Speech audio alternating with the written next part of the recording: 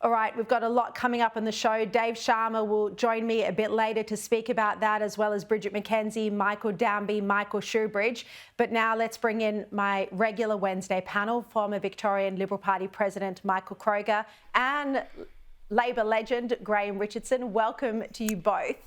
Look, this was really a stunning operation. Michael Kroger, what was your reaction when you woke up to hear the news of it today?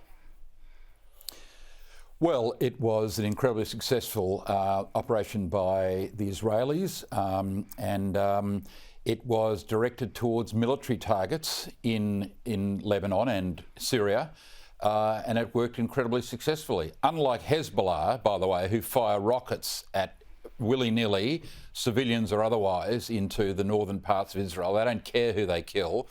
So as a targeted operation, this was incredibly successful. They said, we're going after military targets, and that's exactly what they did.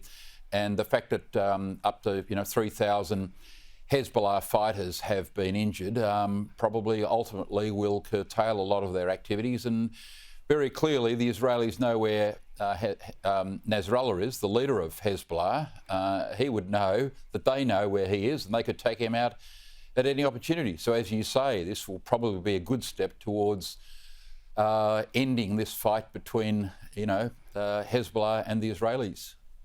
Richo, this will go down as one of the legendary intelligence operations, don't you think? Oh, this is brilliant. I think that's the only word for it.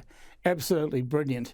And it means that if you're against Israel over there, you are worrying every minute of every day, will I be alive tomorrow? I think that's a good way to have your enemy. No question about it.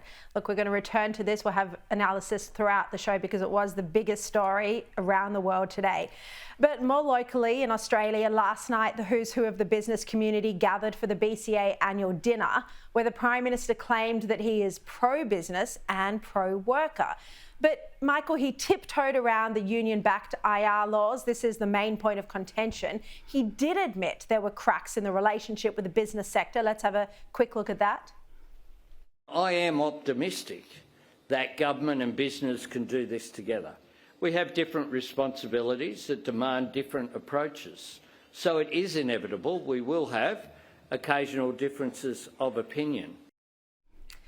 Michael, do you think Albanese is facing, to some extent, a revolt from the business community? Well, of course he is. The question is whether the business community can act on that and change votes. I mean, the trade union movement for decades have given money to and supported the Labor Party in elections.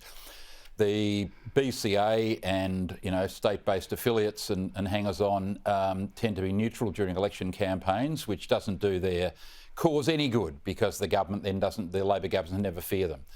So they've got to get active like the mining companies did over the mining tax. I mean, if you don't fight, you lose. The Business Council doesn't fight, so it keeps losing. So it has these wonderful dinners and cocktail parties where they, have these meetings. But I'm sorry, Labor politicians take no notice of the Business Council of Australia, and increasingly so, the Liberal Party politicians don't take much notice of them. The last public campaign the business community ran with full force was to give millions of dollars to The Voice. Good point. That was a debacle and a disaster, and makes them just insipid. So if they get back to fighting for their members, people will start taking them seriously, and the incoming Liberal government, if that's to be the case, will take them seriously. And they have shown a bit of fight over the past fortnight, and we hear that behind the scenes the Prime Minister hasn't been happy about this. He's communicated some of that privately, as I understand it, to senior leadership in the BCA. But Richo, it's not just the business community who's complaining here. Your old mate, Bill Kilty, has come out at a private luncheon to say that, well, the government's not doing enough to lift productivity. What did you make of his remarks? Well, I think when Kelty speaks, you're a mug if you don't listen. That's the main point here. Kelty is wise beyond belief and has a stellar record. So if I were the government and I heard Kelty taking a stance like that, I'd be listening and I'd be acting upon it.